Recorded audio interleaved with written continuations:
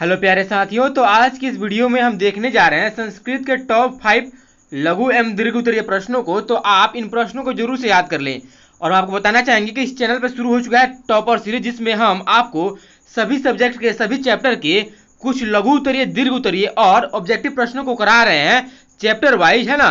तो आप जल्दी से इस चैनल को सब्सक्राइब कर ले और जितना भी प्रश्न हम आपको करा रहे हैं आप इनको जरूर से याद कर ले, है ना। तो आइए शुरू करते हैं आज की इस क्लास को। देखते हैं आज का पहला प्रश्न क्या कह रहा है। देखिए आज का जो पहला प्रश्न क्या कह रहा है कि भारत महिमा पाठ में किन किन पुराणों से पद संकलित है। यानी कि जो भारत महिमा पाठ है इसमें किस किस पुराणों से जो है पद जो है संकलित किए गए हैं, यानी कि लिए गए हैं। तो हम आपको बताना चाहेंगे यह जो क्वेश्चन आपके बोर्ड एग्जाम में पूछा जाता है ऑब्जेक्टिव में भी और सब्जेक्टिव में भी, तो इसका उत्तर हो जाएगा कि भारत महिमा पाठ में विष्णु एवं भगवत पुराणों से पद संकलित है। यानी कि जो भारत महिमा नामक पाठ है इसमें विष्णु पुराण से और भगवत पुराण से, यानी कि भगवत गीता से इसमें जो है पद जो है संकलित है। तो आप इसको जरूर से याद कर लीजिएगा। यह प्रश्न जो है आपके ऑब्जेक्टिव के लिए भी और सब्जेक्टिव के लिए, दोनों के लिए इंपॉर्टेंट है। आइए देखते हैं अगला प्रश्न। अगला प्रश्न है 2 नंबर। क्या बोल रहा है कि भारतीय लोगों की सर्वाधिक महत्वपूर्ण विशेषता क्या है। यानी कि जो भारतीय लोग हैं, यानी कि जो हम लोग हैं, हम लोगों की जो भारतीय लोगों की सर्वाधिक महत्वपूर्ण विशेषता क्या है, इसके बारे में हमको बताना है। तो इसका उत्तर देखिए क्या लिखा हुआ है। इसका उत्तर हो जाएगा कि भारत में जन्म लेकर लोग धन्य होते हैं। यानी कि भारत में जो लोग जन्म लेते हैं वे धन्य हो जाते हैं भारत भूमि पे जन्म लेकर के। आगे लिखा है कि और हरि भी, यानी कि भगवान भी हरि की सेवा करते हैं, यानी कि हरि की सेवा करते हैं और उन्हें स्वर्ग और मोक्ष की प्राप्ति होती है।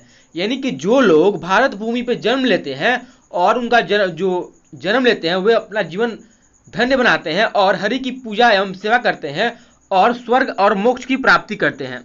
आगे लिखा है कि भारतीय धर्म और जाति के भेदभावों को न मानते हुए एकता के भाव में रहते हैं। यानी कि भारतीय हैं वे धर्म जाति के भेदभावों को न मान करके एकता से रहते हैं।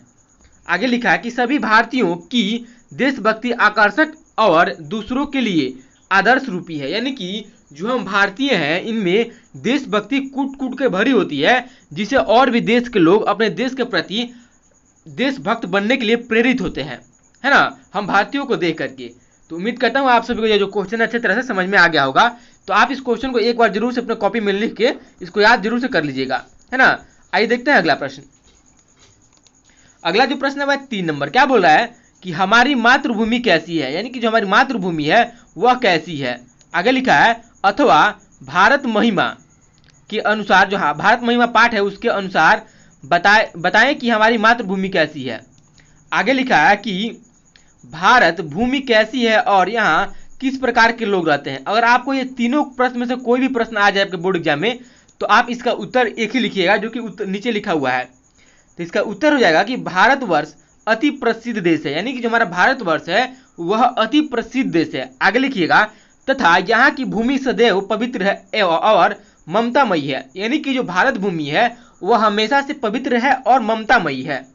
आगे लिखिएगा कि यहाँ विभिन्न जातियों एवं धर्मों के लोग एकता भाव को धारण करते हुए निवास करते हैं। यानी कि यहाँ पे विभिन्न धर्मों के, जातियों के जो लोग हैं वे एकता के भाव से निवास करते हैं, है ना। तो आप इतना लिख लीजिएगा तो आपका जो 3 क्वेश्चन बनता है आपका यही उत्तर हो जाएगा, है ना। आइए अब देखते हैं अगला प्रश्न। अगला जो प्रश्न है 4 नंबर। क्या बोल रहा है कि सभी जनों की देशभक्ति कैसी होनी चाहिए।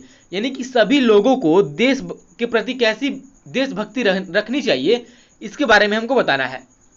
तो इसका उत्तर हो जाएगा कि सभी जनों को, यानी कि सभी लोगों की देशभक्ति आकर्षक और दूसरों के लिए आदर्श रूपी होनी चाहिए।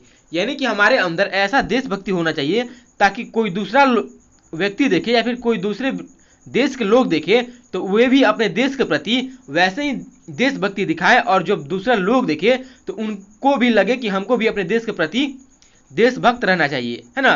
तो हमें ऐसी देशभक्ति रखना चाहिए आकर्षक और दूसरे के लिए आदर्श रूपी, है ना। आगे लिखा है कि जिससे दूसरे लोग उनसे प्रेरणा ले सके। यानी कि उनसे प्रेरणा ले सके कि हमको भी ऐसा करना चाहिए। आगे लिखा है कि सबको मन वचन कर्म से निष्ठापूर्ण देश की सेवा करनी चाहिए। यानी कि जितने भी लोग हैं उनको अपने देश के प्रति मन से, वचन से, क्रम से और निष्ठा से देश की सेवा करनी चाहिए। तो उम्मीद करता हूँ आप सभी को ये क्वेश्चन अच्छी तरह से समझ में आ गया होगा, है ना। आइए बढ़ते हैं अगले प्रश्न की तरफ। अगला प्रश्न है 5 नंबर। क्या बोल रहा है कि भारत महिमा पाठ के आधार पर भारतीय मूलों की विशेषता पर प्रकाश डालें। यानी कि जो भारत महिमा पाठ है इसके आधार पर भारतीय मूलों की विशेषता पर प्रकाश डालना है। तो हम आपको बताना चाहेंगे कि यह जो क्वेश्चन है बहुत ही इंपॉर्टेंट क्वेश्चन है और आपके बोर्ड एग्जाम में पूछा जाता है यह प्रश्न, तो आप इसको जरूर से याद कर लीजिएगा। तो इसका उत्तर हो जाएगा कि भारत भूमि स्वर्ग तुल्य है। यानी कि जो भारत भूमि है वह स्वर्ग तुल्य है। यहाँ देवगण भी जन्म लेना पुण्य मानते हैं। यानी कि जो देवगण है वे भी यहाँ पे जन्म लेना पुण्य मानते हैं। आगे लिखा है कि विविधता में एकता, यानी कि विभिन्नता में एकता भारतीय मूलों की प्रमुख विशेषता है। यानी कि विविधता यानी कि अलग अलग धर्मों के, अलग अलग जातियों के, अलग अलग रहन सहन के, अलग अलग वेशभूषा के जो लोग रहते हैं वे एक साथ रहते हैं और एकता से रहते हैं। कहाँ रहते हैं? तो वे रहते हैं भारत में।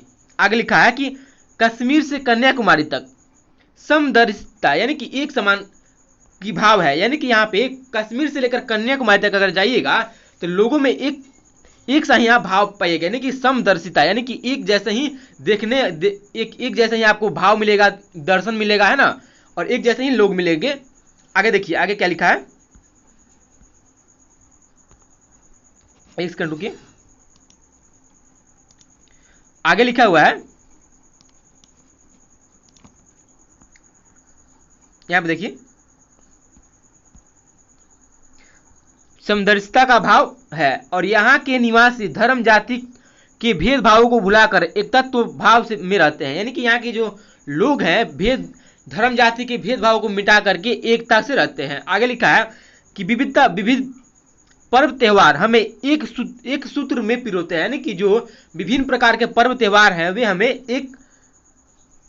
एक सूत्र में पिरोते हैं, यानी कि एक सूत्र में करते हैं। आगे लिखा है कि अतिथि सत्कार व वसुधा को ही परिवार मानना इसका आदर्श है। यानी कि हमारे घर जितने भी अतिथि आते हैं उनका जो सत्कार होता है बहुत ही अच्छे तरीके से होता है और हम जो भारतीय हैं वे पूरे विश्व को वसुधैव कुटुंबकम मानते हैं। यानी कि पूरा विश्व अपने परिवार की जैसा मानते हैं और यही हमारा आदर्श है। तो यहाँ पे हम आपको 5 क्वेश्चन करा दिए है ना। आइए आपको एक और क्वेश्चन करा देते हैं 6 नंबर, और इसके बाद इस वीडियो को यहीं पर समाप्त करेंगे। देखिए 6 नंबर क्वेश्चन क्या कह रहा है, कह रहा है कि देवगण भारत के गीत क्यों गाते हैं और पठित पाठ के आधार पर उत्तर 3 से 5 वाक्यों में लिखिए। और यह भी क्वेश्चन आपके बोर्ड एग्जाम के लिए इंपॉर्टेंट है तो आप इसको भी याद कीजिएगा। यहाँ कह रहा है कि देवगण भी भारत की गीत क्यों गाते हैं, पठित पाठ के आधार पर उसको 3 से 5 वाक्यों में लिखना है। तो इसका उत्तर हो जाएगा कि देवगण भारत देश का गुणगान गाते हैं क्योंकि भारतीय भूमि स्वर्ग एवं मोक्ष प्राप्त करने का साधन है। यानी कि जो भारतीय भूमि है वह स्वर्ग को और मोक्ष को प्राप्त करने का साधन है। आगे लिखा है कि मनुष्य भारत भूमि पर जन्म लेकर भगवान हरि की सेवा के योग्य बन जाता है। यानी कि जो मनुष्य है वह भारत भूमि पर जन्म लेकर के भगवान हरि यानी कि भगवान की सेवा के योग्य बन जाता है। यानी कि भगवान की सेवा करता है और मोक्ष को और स्वर्ग को प्राप्ति करता है। तो यहाँ पे हम आपको 6 क्वेश्चन कराए और उम्मीद करता हूँ आप सभी को जितने भी क्वेश्चन थे अच्छे तरह से समझ में आ गया होगा, है ना। आपको अगर आपको क्वेश्चन अच्छा लगा हो और क्वेश्चन समझ में आया हो तो आप वीडियो को जरूर से लाइक करें और अपने दोस्तों में जरूर से इसको शेयर करें, और चैनल पर पहली बार आए हो चैनल को सब्सक्राइब जरूर से कर लें। तो इस वीडियो को यहीं पर समाप्त करते हैं, जल्दी मिलेंगे आपसे अगले वीडियो में, तब तक के लिए जय हिंद, वंदे मातरम।